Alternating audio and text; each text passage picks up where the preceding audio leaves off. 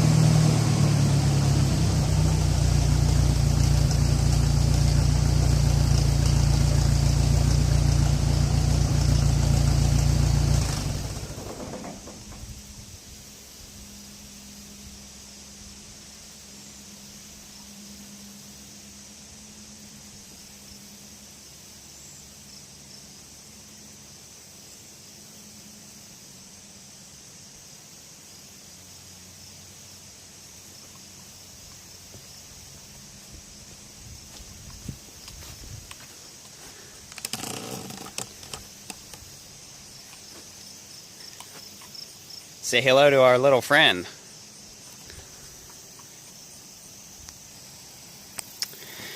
So we bought a backhoe. This is a 1955 Ford 850. You can see it's their 800 series. I think you can see that. Maybe not. It's got a big bucket in the front, or a weight box, I guess. About, I don't know, 3/4 full of concrete. This is just 2-wheel drive. Got a nice flapper on the top. I need to put another hose clamp here too on the muffler. It's got a, I think it's a Marvel Schebler carburetor, brand new wiring harness, brand new starter. It's got a really dinky little belt. I think this is supposed to be a 1/2-inch belt, but it looks a little smaller than that, but it's got the teeth on the bottom. I think it has around a 10-gallon fuel tank. No live PTO. The 860 had a live PTO. This one just has the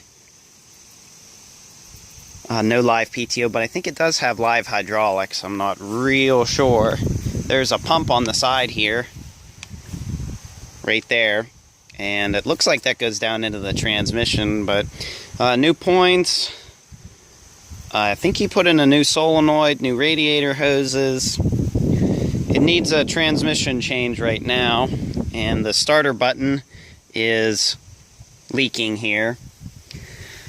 But on the business end of things, at least for this tractor, this is an old Sherman backhoe. I'm not sure what year it is, but it's got some size to it, and we need to do some rebuilding of some hydraulic cylinders and whatnot. But she's definitely an antique. I don't exactly know the age of the backhoe, but here is the serial plate. If I can get my camera to focus, there we go. 54 C100 and a W9608 for the model of a 54 C100 and a serial of W9608. But we've got some cylinder problems here. That's going to have to get fixed or rebuilt or a new one put on. But she's definitely an antique. She's pretty cool. So I thought you guys might like to see this. This is going to really help out things around here an awful lot. But yeah, she needs some welding done here and there. There's a crack in here that, I think this is like cast iron or cast steel, so that'll need brazed or welded. Of course, it's going to need some new hydraulic lines. Some of these have been replaced, but a lot of them haven't.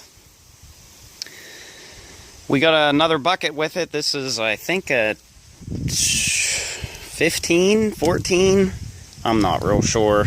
I do have my tape measure on me, and we'll get a measurement here.